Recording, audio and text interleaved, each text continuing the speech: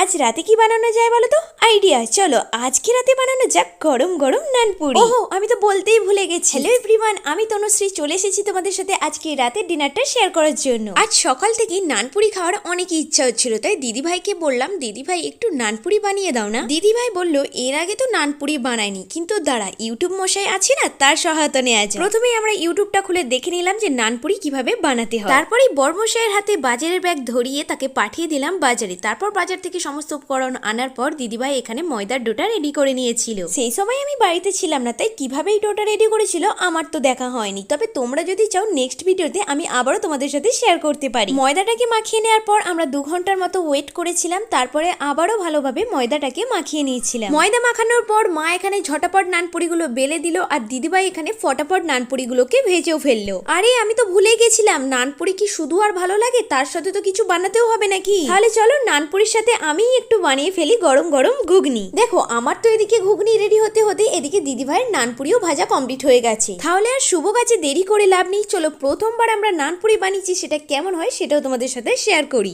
সত্যি বলতে আমরা প্রথমবার ইউটিউব থেকে নানপুরি বানিয়েছিলাম, আর এটা যে এতটা সুন্দর হবে আমরা সত্যি ভাবতে পারি। তো চলো আমি আর বকতে পারছি না, চটপট রাতের ডিনারটা সেরে নিই কেমন।